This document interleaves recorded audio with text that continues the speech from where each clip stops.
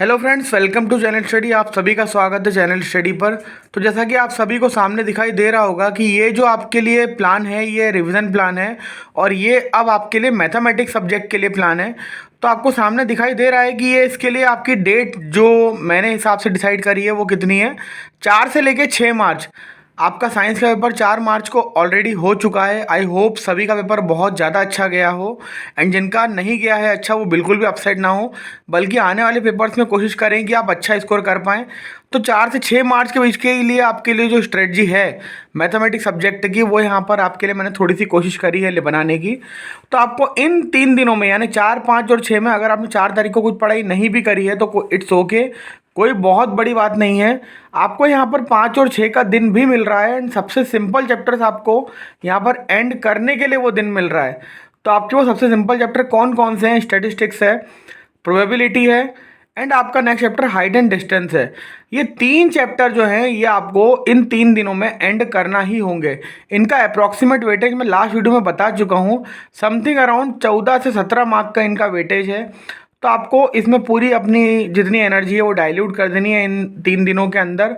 6 मार्च तक आपका ये हो जाना चाहिए। अगर आप इन 3 चैप्टर्स को अभी से अच्छे से प्रिपेयर कर लेते हैं तो बहुत अच्छा चांस है कि आप पेपर में 60 अबव या 65 अबव आउट ऑफ 80 स्कोर करने के लायबल हो जाते हैं।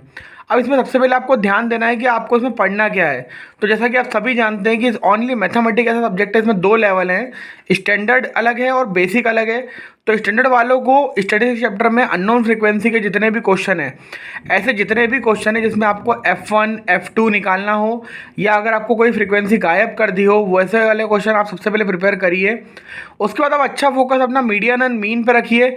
मीडियन में यहाँ पर मैंने इसलिए लिखा है क्योंकि मीडियन में आपको लेस देन या मोर देन का जो आपका आता है डिस्ट्रीब्यूशन, उससे आपको उसको चेंज करना पड़ता है पहले और उसके बाद आपको क्वेश्चन को सॉल्व करना होता है। अगला टॉपिक जो है स्टैंडर्ड वालों के लिए वो है आपका प्रोबेबिलिटी। उसके लिए आपको 2 ऐसे क्वेश्चन हैं जिसमें आपको 2 डाइस का केस बताया गया है, वो आपको अच्छे से प्रिपेयर करना है एंड जितना हो सके आप कार्ड्स के बारे में जानकारी लीजिए कि एस क्या होता है, स्पेड क्या होता है, तो वो एक्सपेक्टेड है। अगला जो टॉपिक है वो आपका हाइट एंड डिस्टेंस में से है। अगर आपको हाइट एंड डिस्टेंस का क्वेश्चन प्रैक्टिस करना है तो वो आप सिंपल सी बात है, आपके पास जो भी आपने सैम्पल पेपर परचेस किया है जो भी कंपनी का, आप उसमें से अच्छे से प्रैक्टिस करिए। इसके साथ साथ आप एनसीईआरटी को बहुत अच्छे से प्रिपेयर करके जाइए, उसमें से क्वेश्चन आने के चांसेस सबसे ज़्यादा हैं। अगर वैल्यू भी चेंज हुई तो आपको इसमें बहुत बड़ी हेल्प हो जाएगी एंड ज़्यादा क्वेश्चन है भी नहीं इसमें, ओनली आपको 15 to 16 क्वेश्चन आपको एनसीईआरटी में मिलेंगे एंड अगर आप उसमें एग्जाम्पल इंक्लूड कर भी लेते हैं तो मैक्सिमम 20 to 25 क्वेश्चन आपको एक चैप्टर के लिए प्रिपेयर करना है। इसका अप्रॉक्सीमेट वेटेज जो है वो 4 मार्क है। तो ये स्टैंडर्ड वालों के लिए पूरी स्ट्रेटजी यहाँ पर शो करी गई है। बेसिक वाले क्या करेंगे?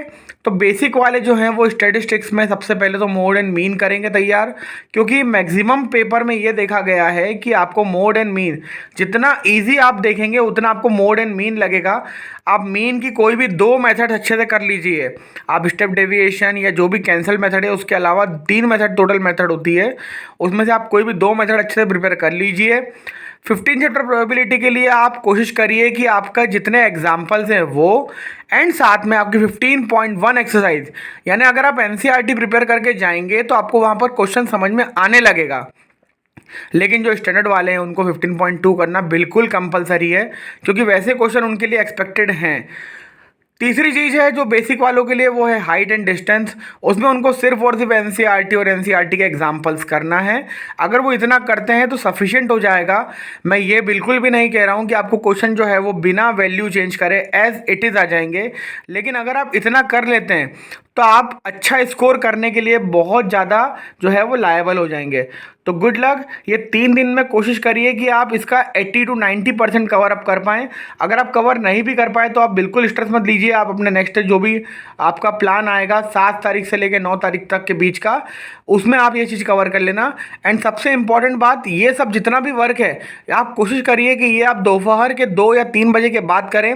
सुबह आप अपना जितना भी टाइम है वो सब सोशल साइंस को दीजिए, क्योंकि आप सभी को पता है सोशल साइंस का पेपर जो है वो मैथमेटिक्स एंड हिंदी के भी और पहले है। आईटी वाले भी बीच में कहीं ना कहीं हैं, तो जिनका आईटी सब्जेक्ट है उनका पेपर भी 13 को शेड्यूल है। तो कोशिश करिए कि आप सोशल साइंस को सुबह सुबह पढ़ने की ट्राई करें, एंड मैथमेटिक्स जो है उसको आप आफ्टर जो है आफ्टरनून सेशन के बाद कहीं ना कहीं प्रैक्टिस करने की कोशिश करिए। तो गुड लक आप सभी को।